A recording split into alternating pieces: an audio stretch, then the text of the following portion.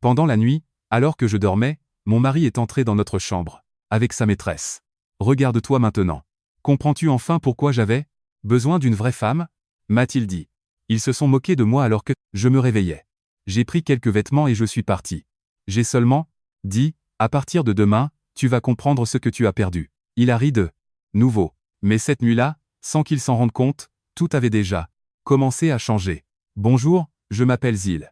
J'ai 53 ans, et ce que je vais vous raconter aujourd'hui, je n'aurais jamais imaginé le vivre un jour. Si vous êtes nouveau ici, bienvenue sur cette chaîne. Abonnez-vous, laissez un j'aime sur cette vidéo et dites-moi dans les commentaires d'où vous m'écoutez. Il était 3 heures du matin quand la porte de notre chambre s'est ouverte. Je dormais sur le côté gauche du lit, comme toujours. Le côté droit était vide. Depuis des semaines. Kadosa rentrait tard, ou pas du tout, et je m'étais habitué à ne plus me réveiller. C'est quelque chose que l'on apprend dans un mariage qui se dissout lentement. On arrête d'attendre.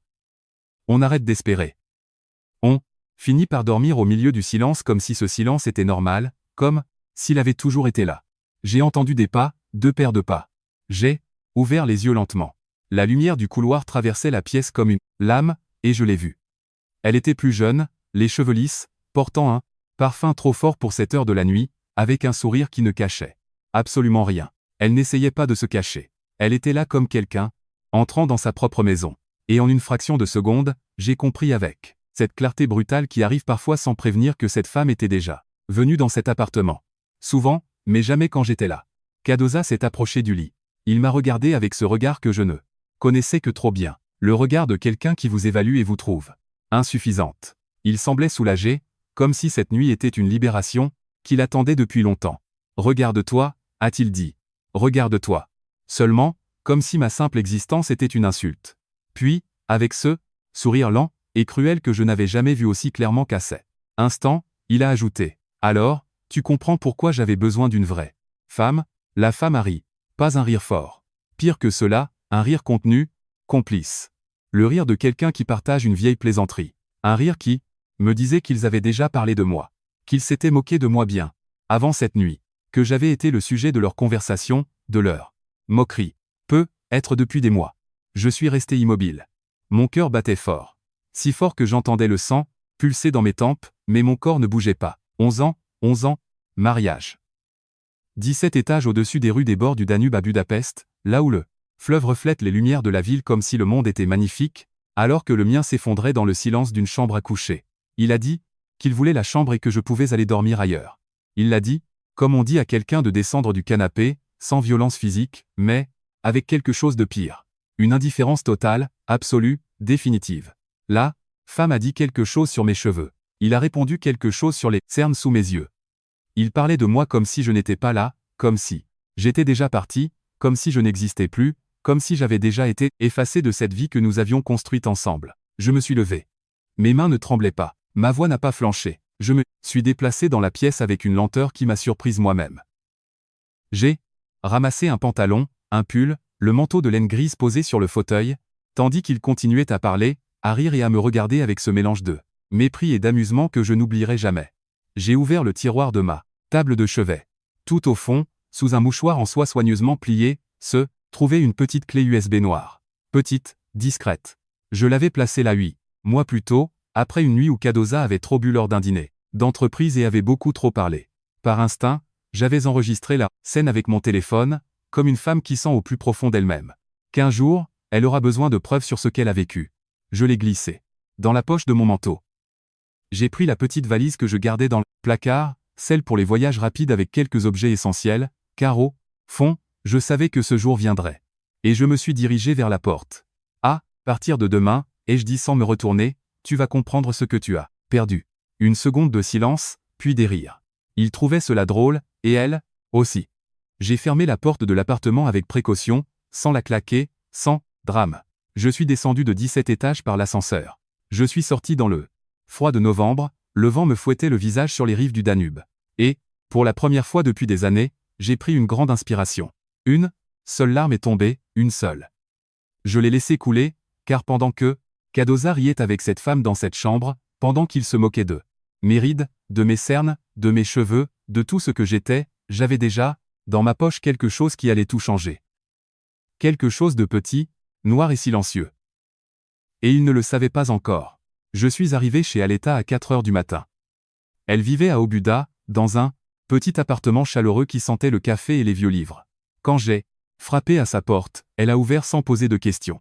Elle m'a regardé, la valise à la main, mon manteau mal boutonné, cette larme séchée sur ma joue que je n'avais même pas essuyée, et elle a simplement dit « Entre. Le vin est déjà ouvert. » Nous nous sommes installés dans sa cuisine. Elle a écouté tout ce que j'avais à dire sans m'interrompre une seule fois. Quand j'ai fini, nous sommes restés assis en silence pendant quelques minutes, écoutant le son lointain d'une voiture passant dans la rue. Budapest la nuit a ce silence particulier qui n'est jamais tout à fait silencieux. Il y a toujours quelque chose qui respire, quelque part. Que veux-tu faire ? A-t-elle finalement demandé. J'ai posé la clé USB sur l'asphalte de la table. Elle l'a regardée. Puis elle m'a regardé et elle a compris. Aletta était avocate en droit du travail. Depuis 22 ans. Elle avait traversé un divorce dévastateur à 40 ans et avait tout reconstruit seule, pièce par pièce, avec la précision et la patience d'une femme. Qui sait que la vie ne lui doit rien, mais qu'on peut s'emparer de ce qui nous appartient si on le fait correctement. Elle connaissait l'entreprise où Cardoza et moi travaillons. Elle connaissait les statuts, les contrats, les investisseurs, et surtout, elle connaissait les limites exactes de ce qui était légal, éthique ou simplement humain. Nous avons passé le reste de la nuit à planifier, non pas de manière vengeresse, mais avec précision, car ce qui se trouvait sur cette clé USB n'était pas seulement la preuve d'une trahison conjugale, c'était bien plus.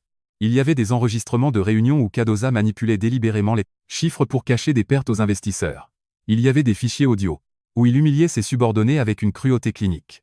Le genre de cruauté que l'on ne voit jamais dans les réunions officielles, mais qui existe dans les couloirs, dans les messages privés, dans les regards. Et il y avait un document, un contrat annexe qu'il avait signé dans le dos du conseil d'administration et qui, selon la manière dont il serait présenté, pouvait constituer une irrégularité grave aux yeux des autorités compétentes. Nous n'utiliserions rien de tout cela avec fracas. Le plan n'était pas de faire exploser les choses, mais de les laisser s'effondrer lentement, comme une structure qui perd ses boulons, un à un, silencieusement, jusqu'au jour où le plafond cède simplement sous son propre poids.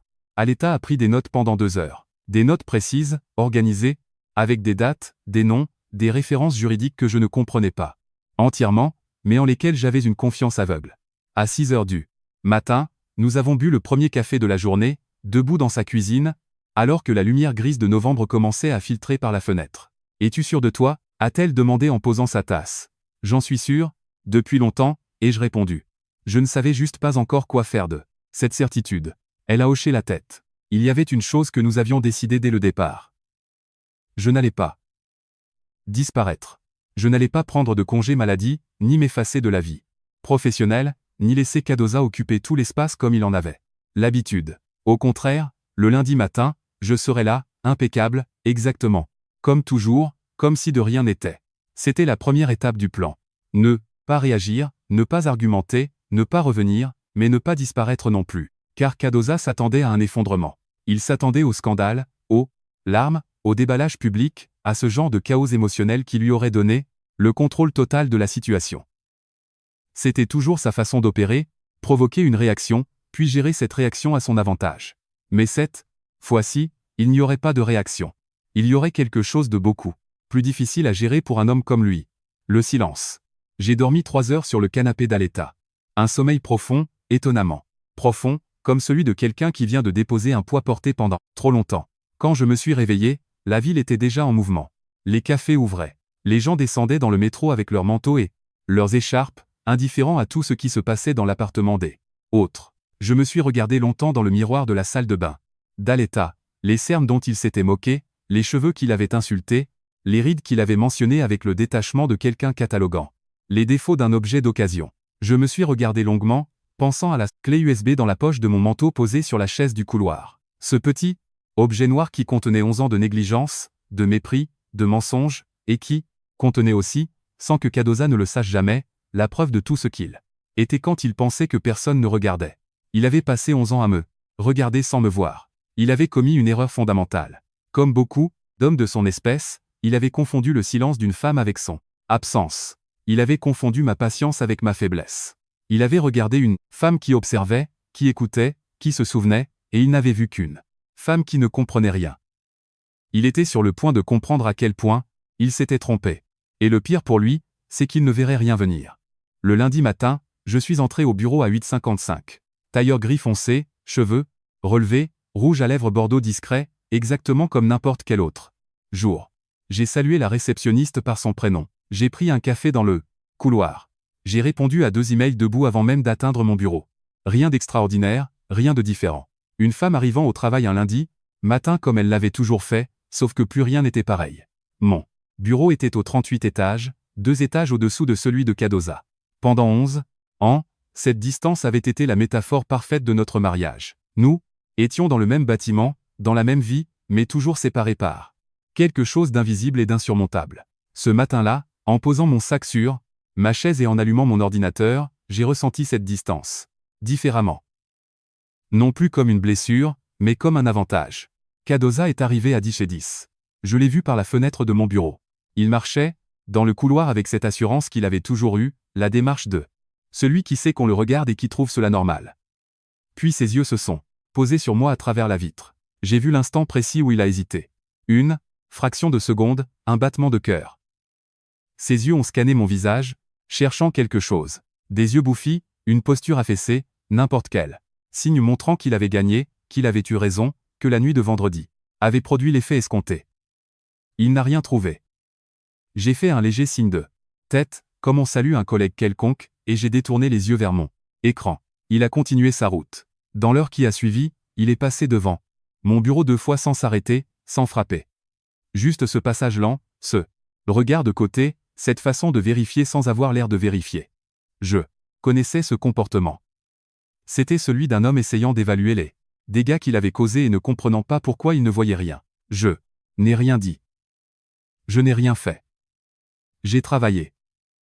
Et ce silence, le silence d'une femme qui sait exactement ce qu'elle tient entre ses mains, est la chose la plus déstabilisante pour un homme habitué à contrôler les réactions des autres. Avant de continuer, si vous écoutez cette histoire et qu'elle vous touche, s'il vous plaît, abonnez-vous à cette chaîne et laissez un j'aime. Cela m'aide énormément.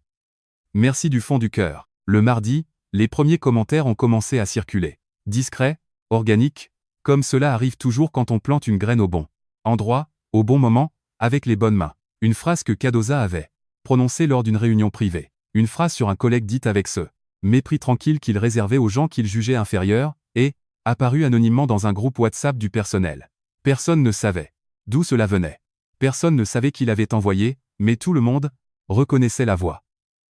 Et c'est ce qu'il y a d'intéressant avec les mots que nous prononçons en croyant que personne ne s'en souviendra, ils ont une texture particulière, une façon d'être formulée qui n'appartient qu'à celui qui les a dit. On peut les sortir de leur contexte, les présenter sans nom, sans date, ils portent toujours l'empreinte de leur auteur.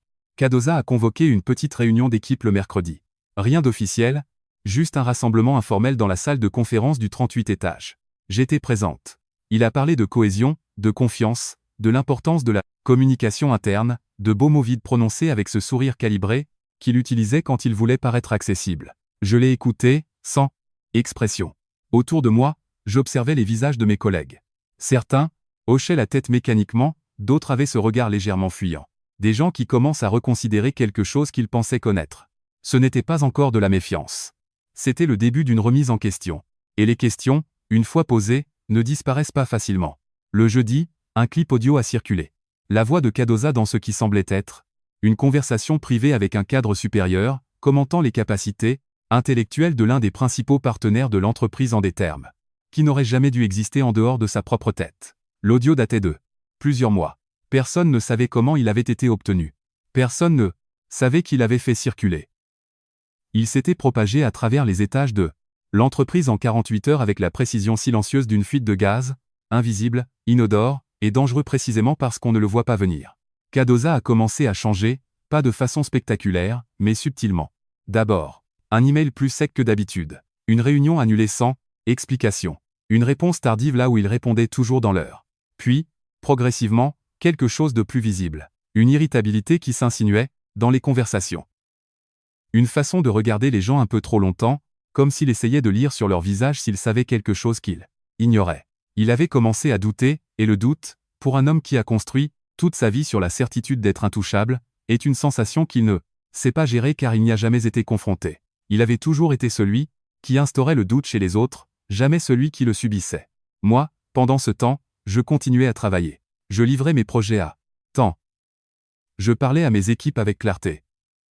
Je participais aux réunions sans excès, sans absence.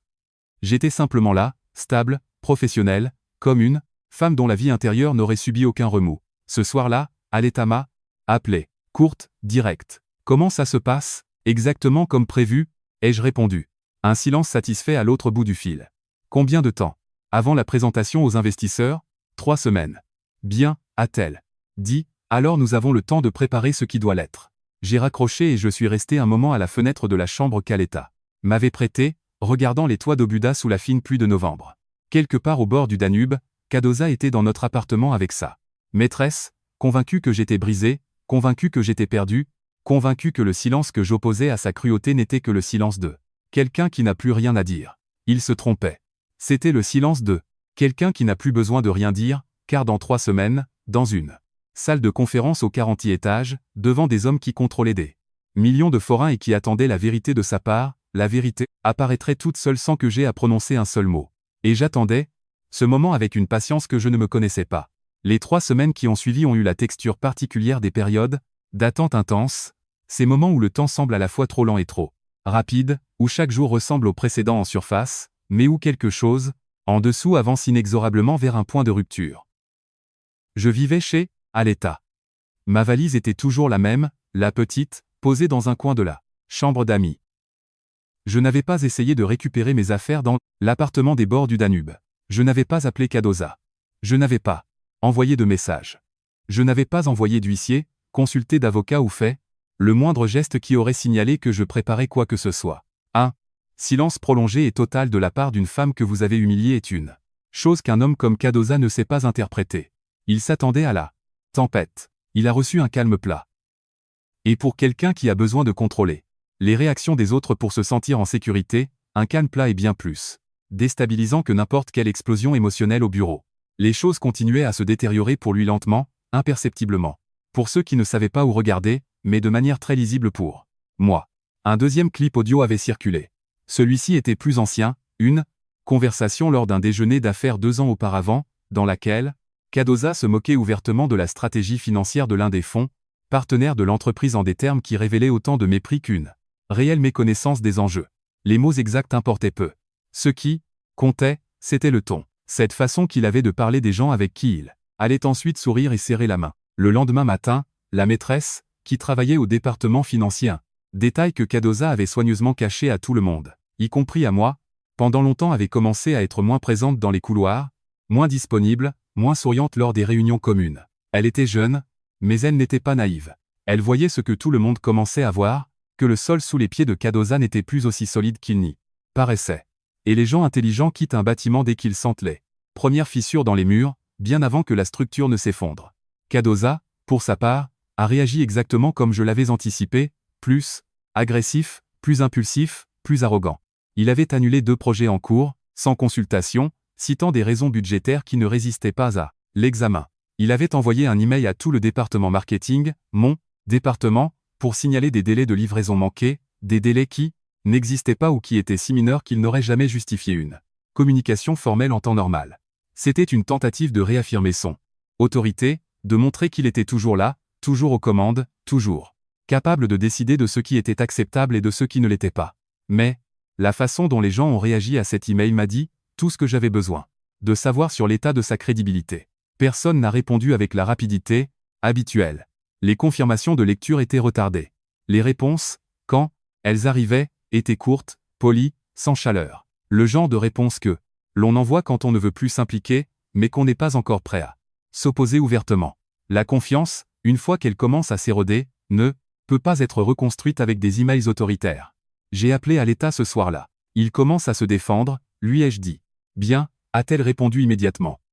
Un homme qui se défend sans savoir contre quoi commet toujours des erreurs. Elle avait raison. Et Kadosa en commettait.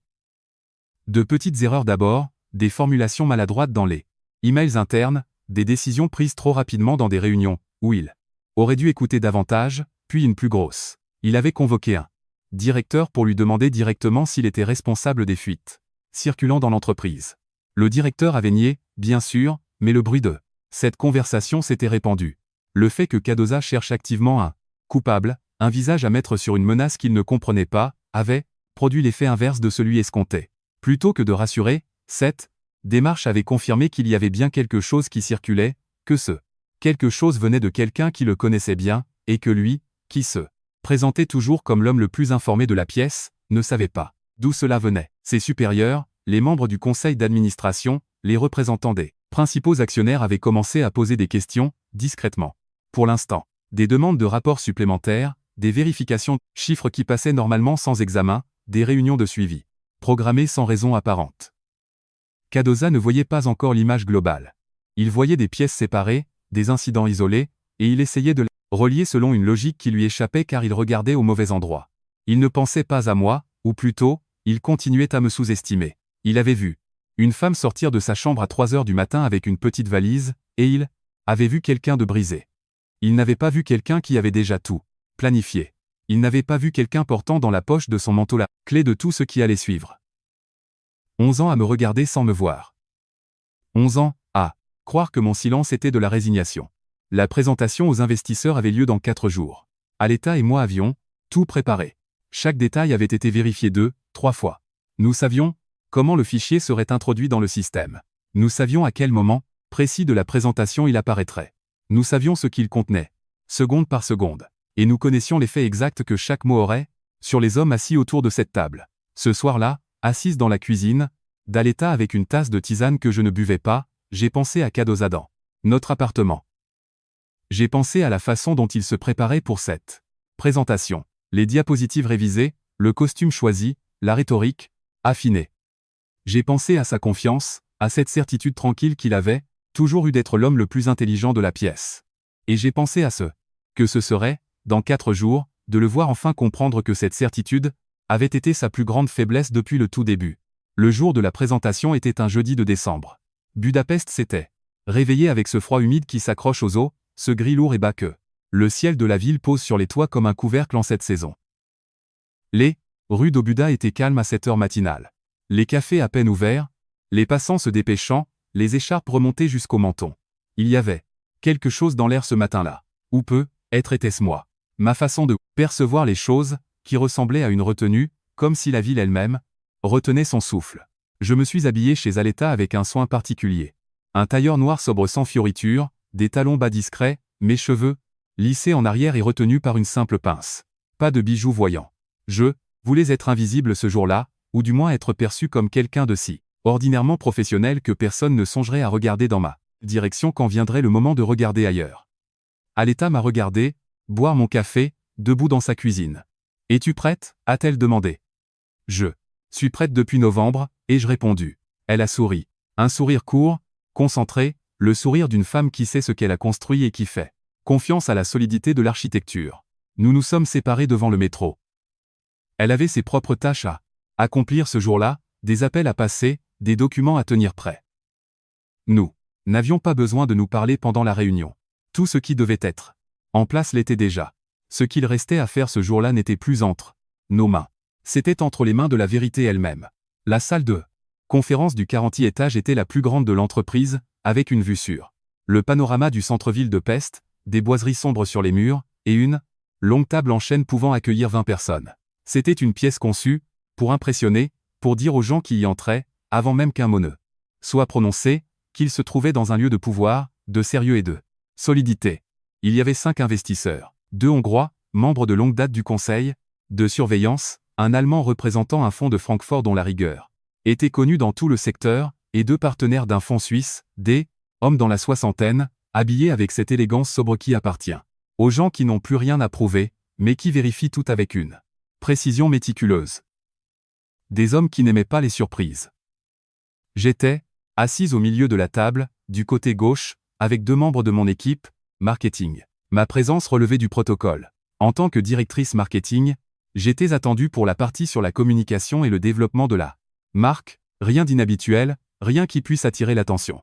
Cardoza est entré à 10h0 pile. Costume bleu marine impeccable, chemise blanche, la pochette bordeaux qu'il réservait pour les grandes occasions. Il a serré des mains avec cette fermeté calibrée qu'il avait passé des années à perfectionner, regardant les gens droit dans les yeux avec ce sourire ouvert qui disait « Je Suis quelqu'un en qui vous pouvez avoir confiance. C'était son meilleur rôle, celui qu'il avait joué tout au long de sa carrière avec une constance remarquable. Il ne m'a pas regardé en entrant. Ou plutôt, il a jeté un coup d'œil dans ma direction pendant une fraction de seconde, juste assez longtemps, pour noter que j'étais là, neutre, sans expression particulière, et il a immédiatement détourné le regard comme si ma présence n'était pas plus significative qu'un meuble. La présentation a commencé. Il parlait bien. Il avait toujours bien parlé. C'était l'essence même de son pouvoir. Cette capacité à transformer n'importe quelle réalité en un récit convaincant, à envelopper des chiffres complexes dans des mots simples, à rendre le difficile rassurant et l'incertain solide. Les diapositives avançaient. Les graphiques montraient des courbes tendant dans la bonne direction. Les investisseurs prenaient des notes, me posaient des questions, hochaient la tête avec cette attention professionnelle qui ne révèle jamais ce que l'on pense vraiment. Tout était parfait. Puis à 10h17, j'ai regardé ma montre, les yeux baissés comme quelqu'un vérifiant l'heure par habitude. Le grand écran a vacillé. Un petit problème technique, le genre de choses qui arrive. L'assistant gérant la présentation a eu un sursaut, a regardé son ordinateur portable et a appuyé sur quelques touches. Cardoza s'est arrêté au milieu d'une phrase, a jeté un coup d'œil à l'écran et a fait un geste de la main pour continuer. Mais ce qui est apparu sur l'écran n'était pas là. Diapositive suivante. C'était une vidéo. L'image montrait cette même salle de conférence filmée sous un angle discret, en haute définition, avec une clarté sonore parfaite. Et la voix qui est sortie du système audio de la salle, cette voix claire, posée, reconnaissable entre toutes, était celle de Cardoza. Il parlait de cette réunion, de ses investisseurs, de ces hommes qui étaient assis, là en face de lui en train de l'écouter. Le vieux du fond suisse ne comprend pas la moitié de ce qu'on lui montre, disait la voix de Cardoza dans la vidéo avec le rire décontracté de quelqu'un qui se croit en privé. Il hoche la tête parce que c'est ce qu'on fait quand on a l'habitude d'être respecté. Mais il signe parce qu'il a peur d'avoir l'air d'un idiot s'il ne le fait pas. Silence dans la salle. Cette réunion est un théâtre. C'est toujours un théâtre. On leur montre des graphiques, on utilise les bons mots, on leur sert le café qu'ils aiment, et ils repartent convaincus d'avoir pris une décision intelligente.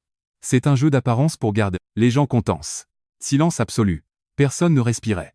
La vidéo a duré 42 secondes. Pendant ce temps, Cardoza, debout devant l'écran, n'a pas bougé. Le teint a quitté son visage, pas d'un coup, mais progressivement, comme quelqu'un recevant une information que son cerveau met plusieurs secondes à traiter complètement. Il a ouvert la bouche, l'a refermée, l'a rouverte. Aucun mot n'est sorti. L'un des partenaires suisses, le plus âgé, celui dont Cardoza avait parlé dans la vidéo, a lentement posé son stylo sur la table. Il a fermé le dossier devant lui. Il s'est levé sans un mot, a récupéré sa veste au dos de sa chaise et est sorti de la pièce. La porte s'est refermée doucement derrière lui. Personne d'autre n'a bougé pendant plusieurs secondes, et moi, assise au milieu de la table, les mains à plat sur le bois sombre, le visage parfaitement neutre. Je n'ai pas regardé Cardoza. J'ai regardé la table devant moi parce que ce moment n'avait pas besoin de mon regard pour exister. Il existait par lui-même avec sa propre gravité, sa propre vérité, son propre poids irrévocable. Ce n'était pas une vengeance. C'était simplement la vérité qui avait enfin trouvé la salle où elle devait être entendue. Et pour la première fois en 11 ans, je n'avais plus rien à prouver. Les jours suivant la présentation ont eu cette qualité étrange des lendemains de catastrophe. Un silence apparent en surface et en dessous, un mouvement souterrain intense, invisible, irrésistible, comme une rivière creusant la roche. Sans qu'un bruit ne soit entendu d'en haut. Je suis rentré chez Aleta ce jeudi soir sans avoir dit un mot à quiconque de toute la journée sur ce qui s'était passé dans cette salle. Non par calcul, mais par instinct, parce que les choses, qui ont du poids, n'ont pas besoin d'être commentées immédiatement. Elles ont besoin d'espace pour se tasser, pour trouver leur place dans la réalité des gens qui les vivent. Et je savais, avec la certitude tranquille de quelqu'un qui s'était longtemps préparé à ce moment, que les commentaires viendraient, de même que je n'aurais rien à pousser. Aleta m'attendait avec du thé chaud et cette façon qu'elle avait d'être présente sans être intrusive. Comment c'était ? A-t-elle demandé. Exactement comme prévu, ai-je répondu. Et en même temps, rien de ce que j'avais imaginé. Elle a compris sans que j'ai besoin d'en expliquer davantage. Il y a des moments que l'on peut préparer pendant des semaines avec une précision chirurgicale. Et pourtant, quand ils arrivent, ils ont encore quelque chose d'inédit, quelque chose qui dépasse ce que l'on avait anticipé. Non parce que les faits sont différents, mais parce que les ressentir en temps réel n'a rien à voir avec le fait de les avoir imaginés. Voir Cardoza debout devant cet écran, sans mots, sans sourire, sans cette armure de confiance qu'il avait toujours portée, était quelque chose que je n'avais pas pu prévoir totalement. Non parce que c'était satisfaisant, mais parce que c'était simplement vrai. C'était la première fois en 11 ans que je le voyais tel qu'il était réellement. Sans le filtre de la performance, sans le costume de PDG, sans le rôle soigneusement joué de l'homme indispensable, il n'était qu'un homme qui avait passé sa vie à faire croire aux autres qu'il était quelqu'un d'autre. Et en 42 secondes, tout cela s'était arrêté. Le vendredi matin, le conseil d'administration a convoqué une réunion extraordinaire. Je n'étais pas invité.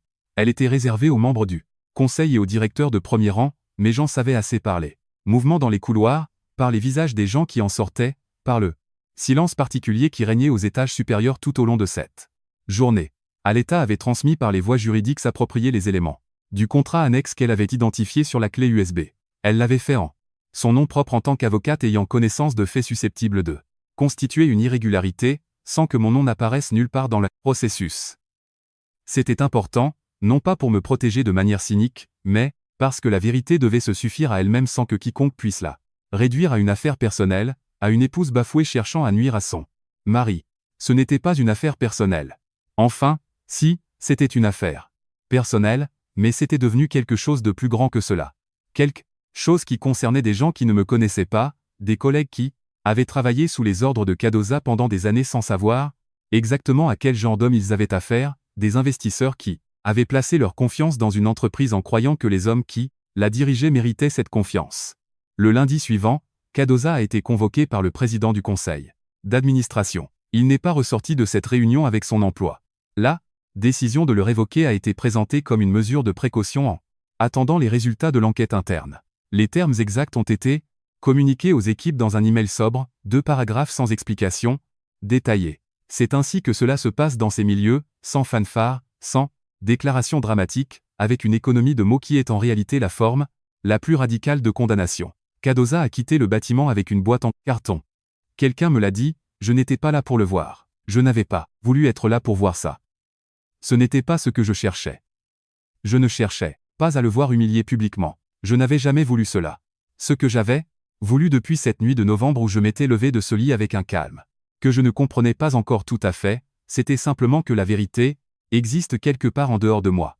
Que ce que j'avais vécu pendant 11 ans, le mépris, l'indifférence, les humiliations glissées dans des phrases apparemment anodines, les soirées solitaires pendant qu'il était ailleurs, les dîners romantiques préparés pour personne, toutes ces petites morts quotidiennes d'un mariage qui n'avait être jamais vraiment existé, que tout cela ne reste pas enfermé dans mon seul corps, dans ma seule mémoire, comme si j'avais imaginé quelque chose qui n'était pas arrivé. La vérité avait besoin d'espace, d'air, d'une pièce où elle puisse être vue. Elle l'avait trouvée. Les semaines suivantes ont été étranges pour moi d'une manière que je n'avais pas anticipée. Je pensais que je me sentirais soulagé, et je l'étais, oui, mais pas de la façon dont je l'avais imaginé. Pas avec l'euphorie légère de quelqu'un qui vient de gagner quelque chose, mais plutôt avec le sentiment lourd et un peu mélancolique de quelqu'un qui vient de terminer quelque chose, de fermer un chapitre qui avait duré si longtemps qu'il en était venu à ressembler à une vie entière. 11 ans, c'est long. 11 ans, c'est long. Même quand on est malheureux, même quand on sait au plus profond de soi, depuis plus longtemps qu'on ne veut bien l'admettre, que quelque chose ne va pas, on s'attache quand même. On s'attache aux habitudes, aux lieux, aux stupides petits rituels qui persistent, même dans les mariages qui échouent. On s'attache à l'idée de ce que cela était censé être. Je me suis autorisé le droit d'être triste de tout cela. Pas triste pour lui, mais triste pour moi, pour les années perdues, pour la femme que j'avais été pendant tout ce temps, patiente, loyale, attentive et qui n'avait pas reçu en retour ce qu'elle méritait. Aletta m'a dit un soir en regardant la pluie tomber sur les toits d'Obuda, le deuil et la justice ne s'excluent pas mutuellement. On peut avoir raison et souffrir quand même. J'ai gardé cette phrase en moi. Je la garde encore. La procédure de divorce a été entamée au début du mois suivant. Aletta s'en est occupée. Courte, objective, sans batailles inutiles. Je ne voulais pas de guerre. Je voulais seulement ce qui me revenait légitimement. Et c'était considérable, car pendant 11 ans, j'avais travaillé, construit et épargné avec une rigueur que Cardoza n'avait jamais remarquée parce qu'il ne regardait jamais dans cette direction. L'appartement des bords du Danube, enregistré au nom de l'entreprise comme un avantage lié à sa fonction, avait été repris. Cardoza avait 30 jours pour le libérer. La maîtresse avait disparu plusieurs semaines auparavant sans explication, sans adieu. Les gens intelligents quittent le navire avant qu'il ne coule. Elle était partie à temps et lui, quelque part à Budapest, essayait de reconstruire quelque chose à partir des débris de ce qu'il avait été. Je ne savais pas ce qu'il était devenu. Je ne cherchais pas à le savoir. Ce qui m'importait, c'était ce qui m'attendait. Un nouveau projet venait de m'être proposé par une agence partenaire, une mission de conseil stratégique, indépendant. Exactement le genre de travail que j'avais toujours voulu faire, sans jamais m'y autoriser. J'avais accepté sans hésitation. La vie a une façon inattendue d'ouvrir des espaces que l'on ne voit pas quand on est occupé à essayer de rester debout dans des endroits trop petits pour soi. Et quelque part, au fond de moi, je sentais que le meilleur de ce que j'avais à vivre n'était pas derrière moi, c'était juste devant. Les mois qui ont suivi ont eu la texture particulière des périodes de reconstruction. Non pas la reconstruction bruyante étape, à l'œil de quelqu'un qui veut être vu en train de se relever, mais la reconstruction silencieuse et profonde de quelqu'un qui redécouvre pièce par pièce qui elle est en dehors d'eux. Cekella ovicu. Jovoj trouvé un appartamento visiváros, petit comporio, celui des bords du Danube, un 2 pièces au 3e étage d'un vieil immeuble, bourgeois avec des parquets qui craquaient et une fenêtre de chambre qui donnait sur une cour intérieure avec un tilleul. Ce n'était pas un appartement de directrice. Ce n'était pas l'appartement d'une femme qui a réussi selon les critères que le monde utilise habituellement pour mesurer le succès. C'était mon appartement, entièrement le mien, avec mes livres sur les étagères, mes plantes sur le rebord de la fenêtre, ma musique dans les pièces le matin, mon silence le soir quand j'en avais besoin. Je ne savais pas qu'un espace pouvait ressembler autant à une respiration. Le travail marchait bien. La mission de conseil que j'avais acceptée s'était développée plus rapidement que prévu. D'autres propositions avaient suivi, d'autres entreprises, d'autres équipes, des projets qui exigeaient exactement ce que j'avais passé des années à offrir sans que ce soit vraiment reconnu. Il y avait quelque chose d'étrange et de doux à la fois à être apprécié. Professionnellement sans Cadoza dans la même pièce. Sans que mon travail soit évalué à travers le prisme de ce qu'il pensait de moi en tant que femme. Je travaillais mieux, non pas parce que je travaillais plus, mais parce que je travaillais librement. Aletta venait dîner chez moi le mercredi soir. Nous parlions de tout et de rien, de ses dossiers, de mes projets, de films que nous n'avions pas vus, de livres que nous voulions lire. Elle ne me parlait plus de Cadoza, sauf quand les procédures judiciaires l'exigeaient. Et les procédures avançaient avec cette lenteur administrative qui est en réalité une forme de miséricorde. Elle donne à chacun le temps de s'habituer à ce qui change. Le divorce a été finalisé en février. Je ne me souviens pas exactement de ce que j'ai ressenti ce jour-là. Pas un soulagement immédiat, pas un effondrement, une sorte de clôture plutôt, comme quand on tourne la dernière page d'un livre difficile. On ne regrette pas de l'avoir lu parce qu'il nous a appris quelque chose, mais on est content que ce soit fini. C'était Aletta qui m'avait appelé pour me le dire. C'est fait, avait-elle dit. C'est fait, avais-je répété, et nous étions restés silencieux un moment, toutes les deux au téléphone avec Budapest qui respirait autour de nous. Je n'avais pas cherché à savoir ce qu'était devenu Cadoza. Ce n'était pas par indifférence feinte, cette façon que les gens ont parfois de dire qu'ils s'en fichent pour montrer qu'ils s'en fichent. C'était une indifférence réelle et progressive, construite au fil des mois de distance et de ma propre vie. Ma vie avait pris une direction qui n'avait plus rien à voir avec lui. Et le cerveau, quand on lui donne assez d'autres endroits où aller, finit par arrêter d'essayer, ou de retourner là où il ne reste plus rien pour lui. Mais les informations arrivent quand même quand on ne les cherche pas.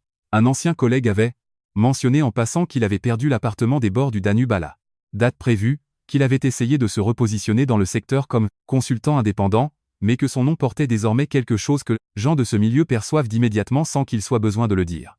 Une réputation ternie. Et c'est cette position qui est la plus difficile à habiter pour quelqu'un qui a construit toute son identité sur la certitude d'appartenir au cercle des initiés. La maîtresse, je l'avais appris par hasard, avait quitté l'entreprise peu après lui. Elle avait trouvé un poste dans une autre ville, à Debrecen peut-être, ou à Szeged. Je ne m'en souvenais plus. Et cela n'avait pas d'importance. Ce qui importait, c'était autre chose. C'était ce que je construisais jour après jour dans ces petits appartements visiváros avec ses parquets qui craquaient, son tilleul dans la cour. C'était les réunions où les gens m'écoutaient. Vraiment, prenaient des notes sur ce que je disais, revenaient vers moi pour me demander mon avis. C'était les matins où je me réveillais sans ce poids invisible qui avait été sur ma poitrine pendant si longtemps que je ne le reconnaissais plus comme un poids, je l'avais confondu avec la forme normale de ma vie. C'était les mercredis soirs avec Aletta à table, riant de choses légères. C'était ma propre voix dans mon propre espace. Un matin de mars, je suis parti tôt pour aller travailler. Le printemps commençait à s'installer sur Budapest avec cette hésitation qu'il a toujours dans cette ville. Un jour doux, le lendemain froid, comme si la saison négociait encore les termes de son arrivée. Les arbres le long de l'avenue montraient leurs premières feuilles, encore petites, encore fragiles, mais là, présentes, irréversibles. J'avais un déjeuner de travail à 11h30 dans un café, Dúj Város. Una nouvelle équipe, projet qui m'excite, desgenskeye, ne connaissait pas encore, mais qui m'avait contacté précisément parce que mon nom était désormais associé à des choses que j'avais faites seul, hors de toute ombre. J'avais marché depuis le métro, profitant du soleil timide, du bruit de la ville qui s'éveille autour de moi. Il y avait des vendeurs de rue, sur les trottoirs, des fleurs dans des seaux devant les fleuristes, des enfants, avec des sacs à dos trop grands courant vers les portes des écoles. Budapest au printemps a une façon d'être vivante qui ressemble à une promesse. Je suis arrivé un peu en avance. Je suis entré dans le café pour commander un café en attendant mon équipe. L'endroit était petit, chaleureux, avec cette odeur de croissant chaud et de café fraîchement moulu que certains cafés de Budapest parvenaient à préserver contre tout ce qui essaie de les moderniser. Des tables en bois, une lumière dorée, le cliquetis discret des tasses et les conversations matinales. Je me suis approché du comptoir, et c'est là que je l'ai vu. Kadoza derrière le comptoir, un tablier blanc noué autour de la taille, les cheveux un peu moins soignés qu'avant, les mouvements de quelqu'un qui apprend encore les codes d'un lieu et d'un rôle qui n'était pas encore tout à fait les siens. Il n'avait pas changé physiquement, sauf légèrement, dans une façon de tenir ses épaules qui avait perdu quelque chose. Pas la posture affaissée de quelqu'un de brisé, mais la posture altérée de quelqu'un qui porte un nouveau poids et qui n'a pas encore trouvé comment le porter naturellement. Il m'a reconnu. Au même instant, je l'ai reconnu. Le temps est resté suspendu entre nous pendant 2 ou 3 secondes, et pendant ces secondes, j'ai pensé à cette nuit de novembre, à la lumière du couloir coupant la chambre, à sa voix disant « Regarde-toi, aux rides, à la clé USB dans ma poche, au froid du Danube à 3 heures du matin, à Aletta et son vin ouvert, à la clé USB sur sa table de cuisine, à la salle de conférence du 40e étage, au silence absolu après les 42 secondes, à tout ce qui s'était passé entre cette nuit-là et ce matin de mars. » Il s'est approché du bord du comptoir et j'ai attendu avec ce même calme que j'avais appris à habiter depuis novembre pour voir ce qu'il dirait. Il s'est approché lentement, pas avec l'assurance qu'il avait toujours eue, cette façon de traverser un espace comme s'il lui appartenait, comme si les autres n'étaient que des éléments de décor à travers lesquels il se déplaçait. Non, il s'est approché avec quelque chose de différent, une hésitation dans sa démarche, une façon de tenir ses mains qui trahissait l'absence de quelque chose à quoi se raccrocher. Les mains d'un homme qui avait passé sa vie à tenir des stylos de luxe, des téléphones, des poignées de main calibrées, et qui ne savait plus quoi faire de ses mains maintenant que tout cela avait disparu. Il s'est arrêté de l'autre côté du comptoir. Nous nous sommes regardés. Il y avait quelque chose dans ses yeux que je n'avais jamais vu en 11 ans de mariage. Pas de la honte exactement. La honte est une émotion brûlante et vive qui suppose que l'on ressent encore la chaleur de ce qu'on a fait. C'était quelque chose de plus froid que cela, de plus lent. Le regard de quelqu'un qui a eu beaucoup de temps pour réfléchir et qui n'est pas sûr que cette réflexion lui ait servi à grand-chose. Zil, a-t-il dit, juste mon prénom. Comme un point de départ qu'il ne savait pas comment poursuivre. Je n'ai rien dit. Je l'ai juste regardé avec cette patience que les mois m'avaient apprise, cette façon de laisser les choses se tasser sans les brusquer ni les retenir. Pardonne-moi, a-t-il dit enfin, doucement, sans drame, sans les grands gestes qu'il aurait faits autrefois pour occuper l'espace émotionnel d'une pièce. Juste ces 2 mots prononcés avec la voix de quelqu'un qui sait qu'ils arrivent trop tard. Mais qui ne sait pas quoi dire d'autre. Pardonne-moi. Je l'ai regardé encore un moment. Non pas avec colère, ni avec triomphe, ni avec cette satisfaction froide que les films attribuent aux femmes qui ont été prouvées avoir raison contre des hommes qui avaient tort. Non, avec quelque chose de beaucoup plus simple et de beaucoup plus difficile à nommer. Sérénité de quelqu'un qui a fini de porter quelque chose de lourd et qui n'a plus besoin de rien de la part de la personne qui le lui a fait porter. Maintenant tu comprends, ai-je dit. Un silence. Il a fait un très léger signe de tête, non pas comme quelqu'un acceptant une vérité agréable, mais comme quelqu'un reconnaissant quelque chose d'inévitable. Tu as toujours voulu une vraie femme, Kadoza, ai-je continué. Tu n'as juste pas su en reconnaître une, quand tu l'avais. Il n'a pas répondu. Il n'y avait rien à répondre. Ces mots n'étaient pas une attaque. Ils n'étaient pas une victoire proclamée. Ils étaient simplement la vérité dite de la voix calme de quelqu'un qui n'a plus besoin de convaincre personne de quoi que ce soit. La vérité n'a pas besoin d'être criée.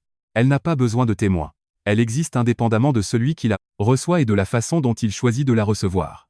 J'ai posé l'argent pour le café sur le comptoir. J'ai pris ma tasse et je me suis dirigé vers la table où mon équipe commençait à arriver. 3 personnes, jeunes, énergiques, avec des carnets et des ordinateurs portables et cette façon d'entrer dans un lieu comme si le monde était plein de possibilités à saisir, qui est exactement ce qu'est le monde quand on est encore capable de le voir. Ainsi, ils m'ont accueilli avec des sourires. Nous nous sommes serrés la main. Nous nous sommes présentés. Nous avons commandé d'autres cafés, et là, Conversation a commencé naturellement avec cette fluidité des débuts qui porte quelque chose de prometteur. Je n'ai pas regardé en arrière vers le comptoir, non pas parce que j'avais peur de ce que je verrais, ni par principe ou par posture, mais parce qu'il n'y avait simplement plus rien à regarder dans cette direction. Ce chapitre était clos, non pas avec fracas, ni avec cérémonie, mais avec cette clôture douce et définitive qui vient quand on a dit ce qui devait être dit et que l'on a reçu ce qu'on attendait sans même l'avoir cherché. Le déjeuner a duré 2 heures. Nous avons parlé de stratégie, de positionnement, de marché que je connaissais bien et d'autres que je découvrais, avec un intérêt sincère. Ces gens avaient des idées. Ils avaient cette énergie, des équipes qui croient en ce qu'elles font. Et croire en ce que l'on fait, la chose la plus précieuse dans un travail, peut être dans une vie. Alors que nous partions, l'une d'entre elles, une jeune femme nommée Margot, qui avait, être 30 ans et des yeux très attentifs, m'a dit en mettant son manteau. On nous avait dit que vous étiez excellente dans ce que vous faites, mais on ne nous avait pas dit que vous étiez aussi si agréable avec qui travailler. C'est rare, et je souris un vrai sourire, le genre qui vient sans effort. Parce qu'il correspond parfaitement à ce que l'on ressent. Merci, ai-je dit.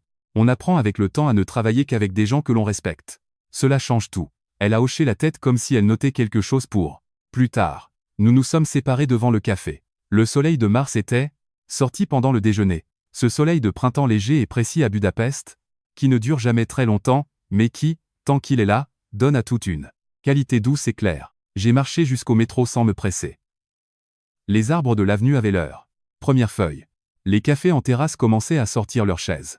Une femme âgée arrosait les fleurs sur son balcon au 2e étage d'un immeuble bourgeois. Un enfant courait sur le trottoir devant ses parents, trop vite, avec ce rire haut et clair des enfants qui courent pour le plaisir de courir. Budapest faisait ce qu'elle fait toujours. Elle continuait. Et moi, aussi.